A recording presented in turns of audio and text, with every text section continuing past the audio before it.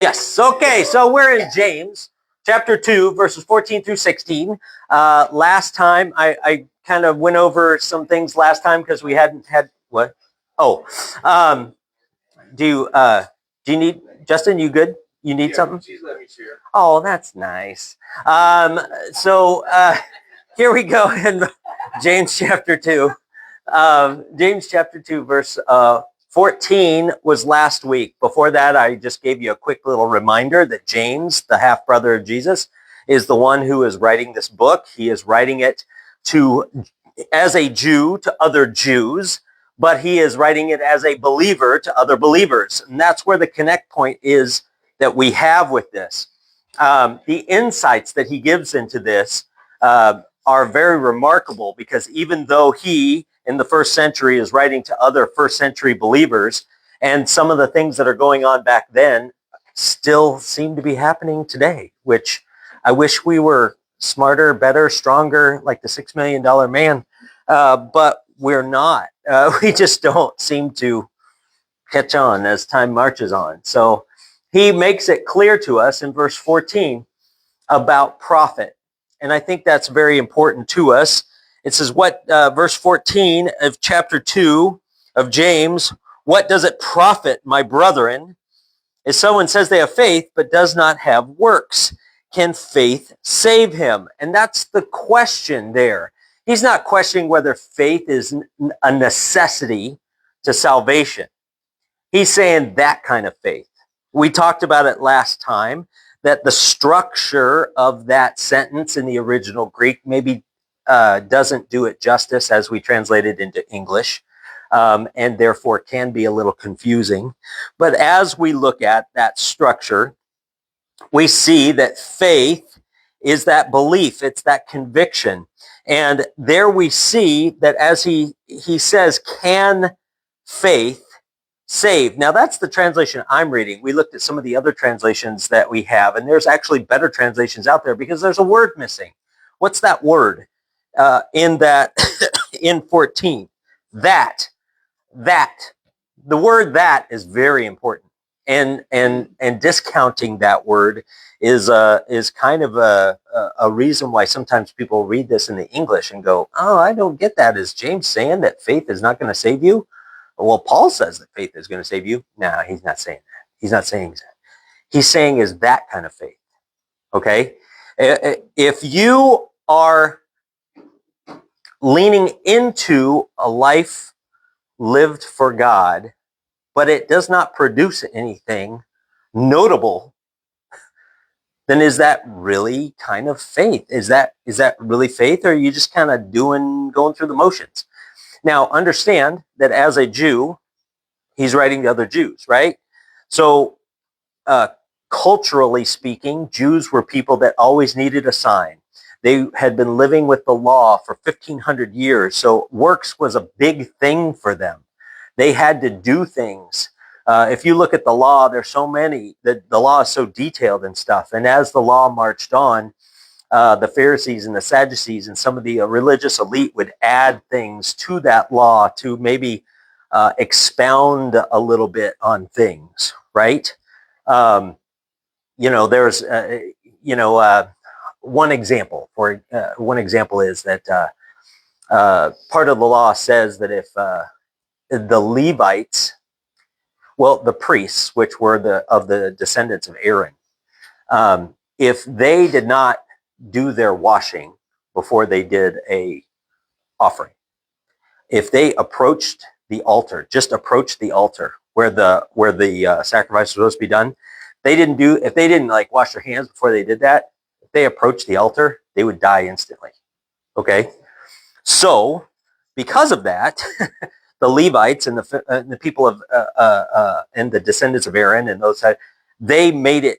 They kind of went a little to the nth degree. Now, you have to wash your hands all the time. They were big believers on that. If you're a guy and you go to the bathroom, you know that washing your hands is kind of an optional thing. But I know that shocks you women. But anyway, they were big on, no, you got to wash your hands all the time. You know, you're doing this, you're doing that. You got to make sure that you're always washing your hands and da da da da. So you know what I mean? So tradition kind of amplified some of these things over time. But here he's talking about the concept of profit. Is that kind of faith really valuable? Is that kind of faith profitable? The word profit means advantage.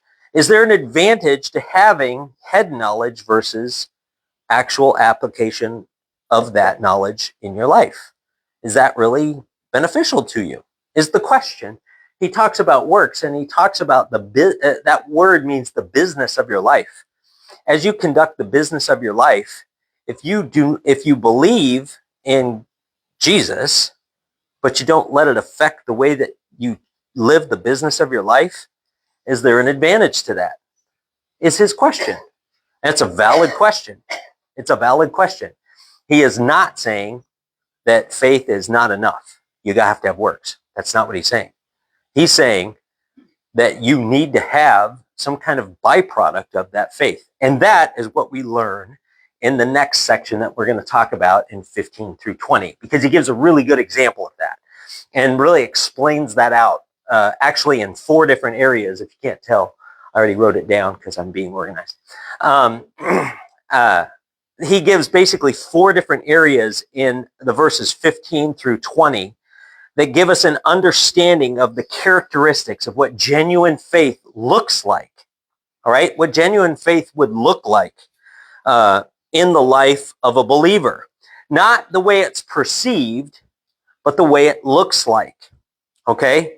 I want to make sure that we understand that we just came off a section in the Bible, or in James.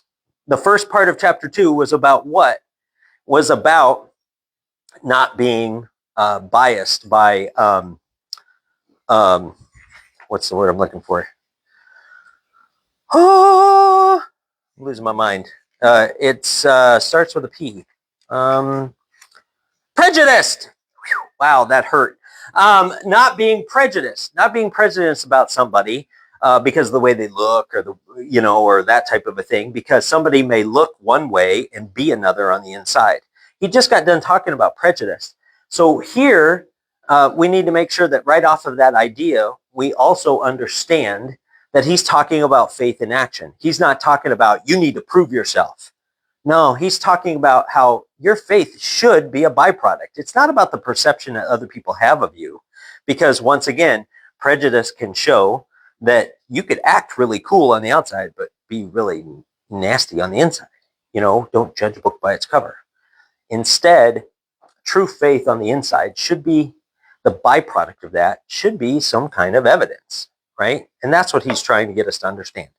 Okay, 15 through 20. This is what it says. If you've got it there, it says, 14 says, what does it profit, my brethren, if someone says that he has faith but does not have works? Can that faith save him?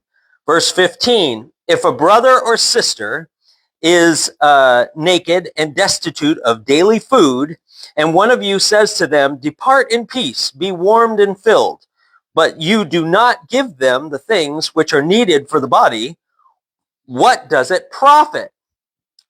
We see that word again, profit there.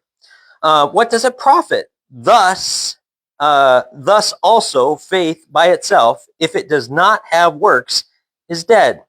Let me stop right there. We'll look at the first 2 things that he kind of talks about as characteristics here about what genuine faith looks like. The first thing is that genuine faith is not indifferent. Genuine faith is involved. Let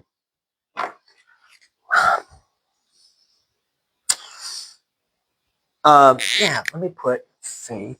Faith is,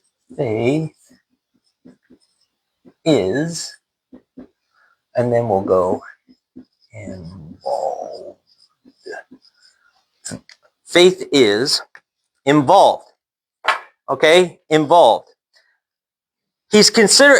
Look at this illustration, all right, that he's given us here, because he's making it really, I think he's making it really easy for us to be able to see whether or not a person is responding in a way that they should, right? He he's not saying, hey, anybody who comes along, you just kind of throw charity their way and that type of a thing. I don't think that's the case at all here. If you look at it, he says, if a brother or sister, what does that identify? Everybody. But if you see somebody identified as a brother or sister, who are they identifying? A believer. A believer, right? When he says brethren, he's talking to, dude, you know Jesus Christ and I know Jesus Christ, so we're in that family together. If a brother or sister, he's not talking about some Joe Schmo off the street. And the reason why I think that's an important thing is because sometimes I'm from California, right? And you can't go anywhere without seeing a person on the side of the road holding up a sign says, homeless need food. They did an expose once, a TV station did an expose once where they looked at a group of homeless people that were congregating in a specific area. Those guys would come in and they would sit there and hold up their signs and make, get money and stuff like that. And cameras followed them. And what they found is that guy would come from his very nice home, driving his Mercedes to an area where he would park in a parking lot. And he would walk a couple of blocks over and he would panhandle. Now, once again, that is not everybody. And I'm not saying that that's everybody. But this is the concept that he's talking about here. He's not talking about some Joe Schmo off the street. He's not talking about somebody who is potentially iffy on whether they have a need. You know what I mean? He first and foremost is saying, this is one of your brothers and sisters. This isn't somebody you don't know. This is somebody you do know. Somebody who is part of your family, the family of God. And he also says that if they're naked and destitute for daily food, this is a guy who can't supply what he needs on a daily basis. This isn't somebody who, maybe needs, hey man, I when you go to pay for something and it's like $12.03, you're like, I don't want to give you another dollar because I don't want a bunch of change rattling around in my pocket. So you look for those pennies, you know what I mean, in that little tray. So you can give them the 3 cents. Here you go. That type of a thing. It's not talking about somebody who just maybe needs a quick hand or something like that. This is somebody who can't supply for themselves on a daily basis, on a regular daily basis, right? Here he's talking about these specifics, okay? He's talking about somebody somebody who's important, part of your family, and they have daily needs that are not being met. And he explains that if they don't have the basics of life, we should, hypothetically with this scenario, if we're faithful to the Lord, we should be willing to give. Why? Because God gave to us. It's a simple equation. When we were destitute, he came and showed up and saved us. When somebody else is destitute, well, we should show up for them too. It's a simple equation that he's trying to make here. And he uses that same word again, profit. He uses that same word again, profit, that word that says advantage. He says, if your brother or sister is naked and destitute of daily food, and one of you says to them, depart in peace and be warm and filled, but you do not give them the things which are needed for the body, what advantage is that? What does it profit is what it says there. But what he's asking is, what advantage is that? Did you help them? Or are you feeling good about yourself because, be well, that type of thing. That's the question that he's asking here. Is simple equation. Did you show up in that person's life for just that few moments? Did you help them in any way? Do you have to, go that long distance? Maybe not, but maybe they needed something in that moment and you passed them by saying, well, I hope things work out for you. And then pat them on the back and walk away.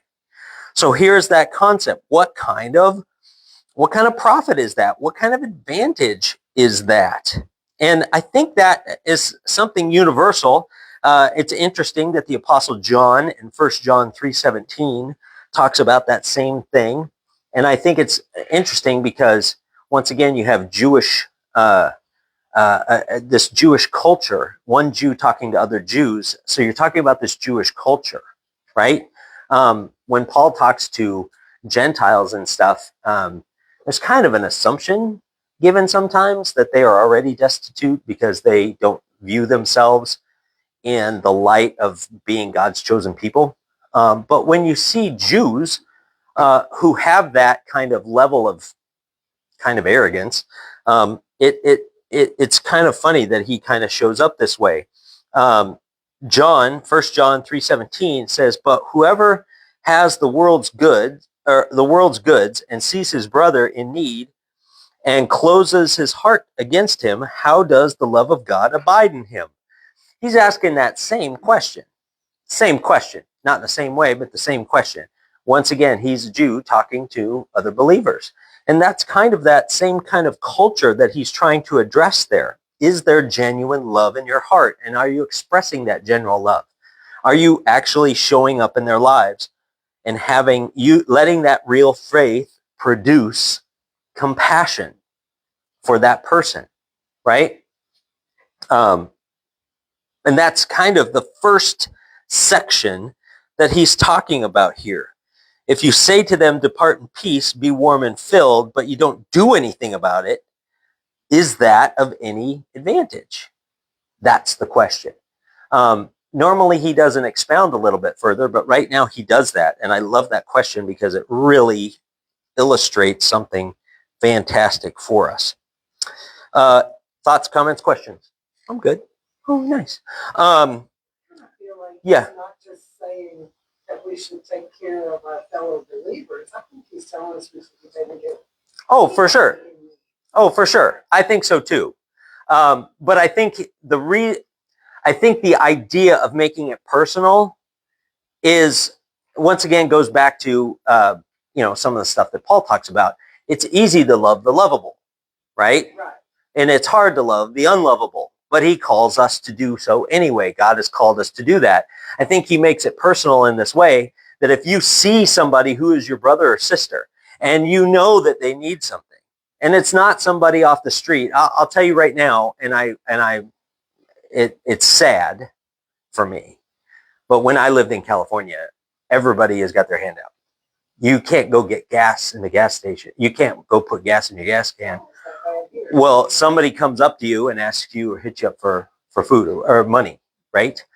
And the first thing that you're thinking of is, what are they going to use that money for? And, what is this legitimately for? And yada, yada, yada, yada, that type of a thing.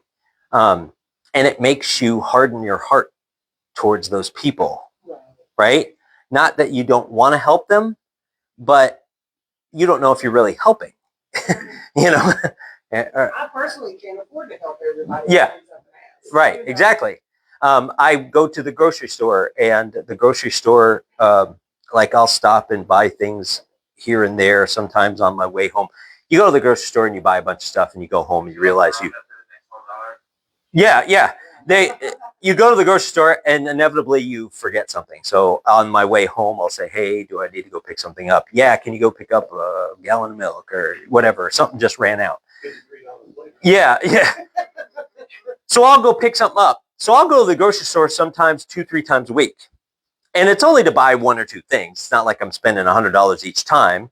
I'm only spending 10, 20 bucks a pop.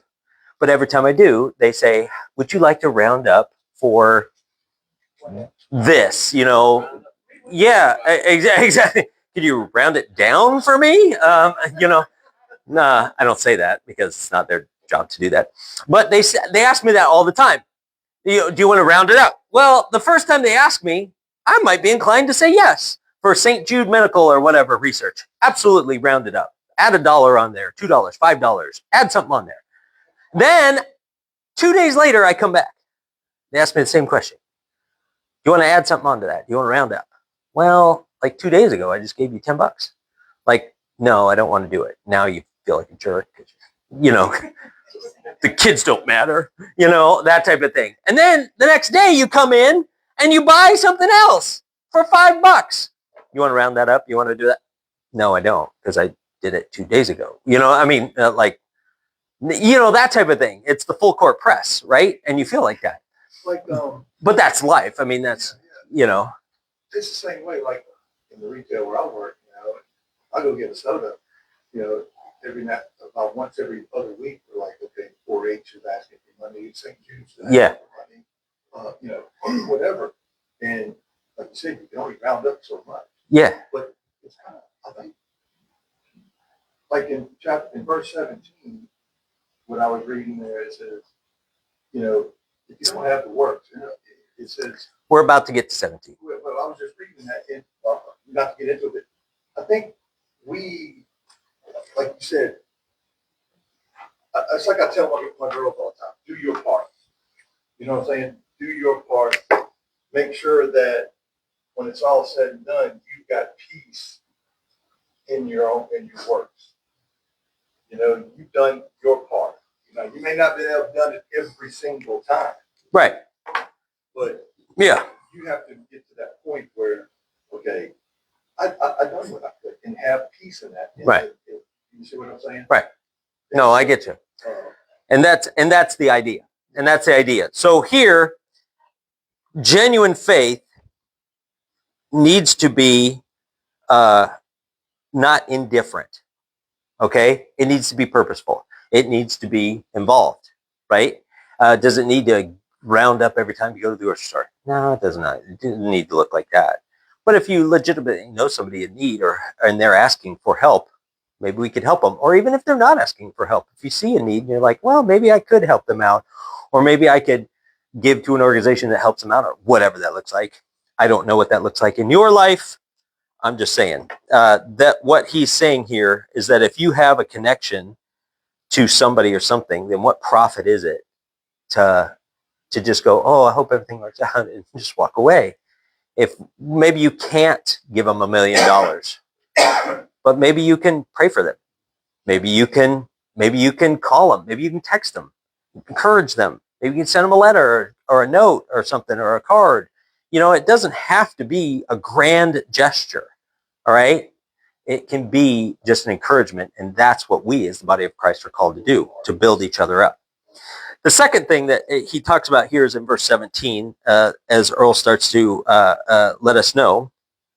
It says, thus also faith by itself, if it does not have works, is dead. This talks about a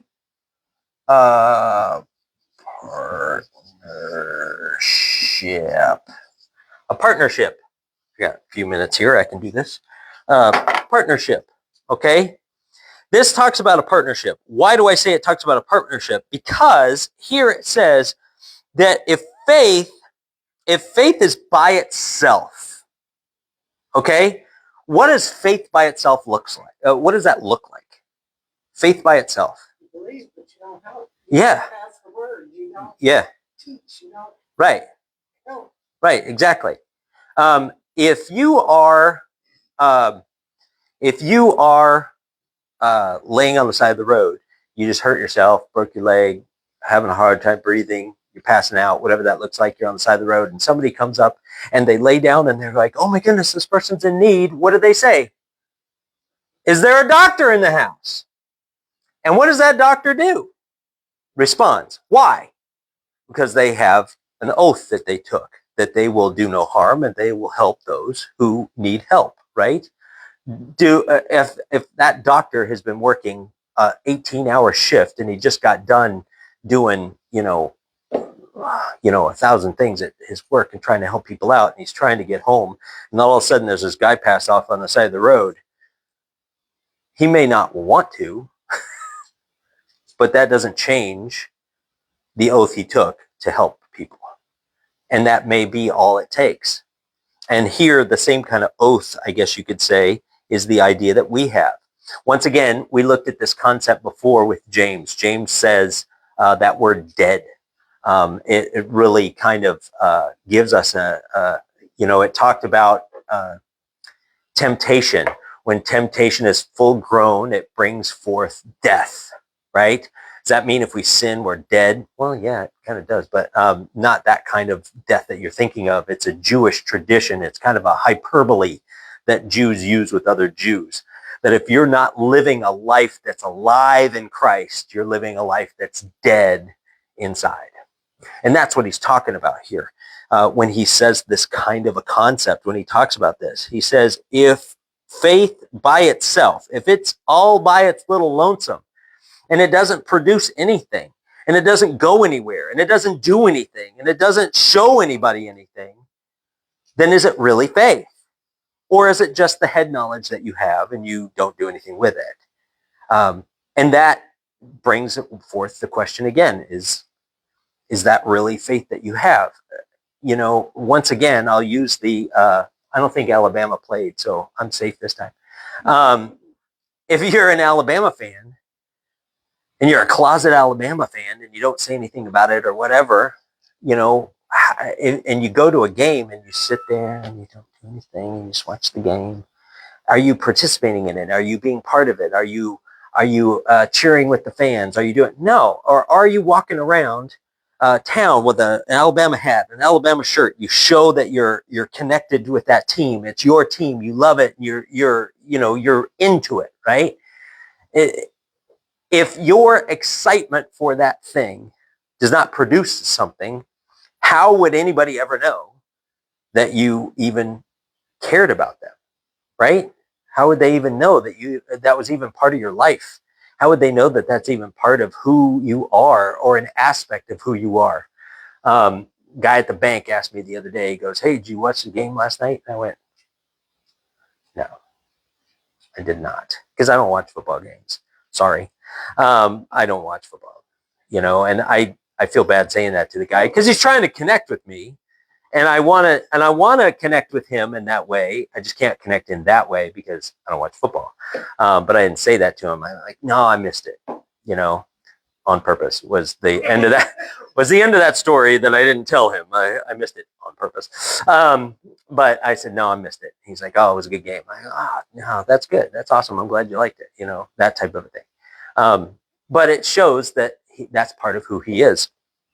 Here, genuine faith is in a partnership. A partnership with who? A partnership with yourself. A partnership with God. A partnership with the world around you. If you are so excited about God and you get up in the morning and you're excited to get to church and you're there all day and you love the fellowship with everybody else, and then you go home and you don't say his name once, you don't pray to him once, you don't talk about him once to anybody or anything, what profit is that? What profit is that? You don't know, but you could be one small, simple conversation away from having a new person at our church. Man, I was at church and preacher said something profound, because I know he does all the time. And he said this, and they're thinking, wow, that makes a lot of sense. Yeah, you know what? You ought to come to our church. The people there are really awesome. Maybe I will. That was simple. It's scary, but it's simple. And it could be that easy. All right. We need to make sure that we are not being the phony faith type of people. Now, we're out of time.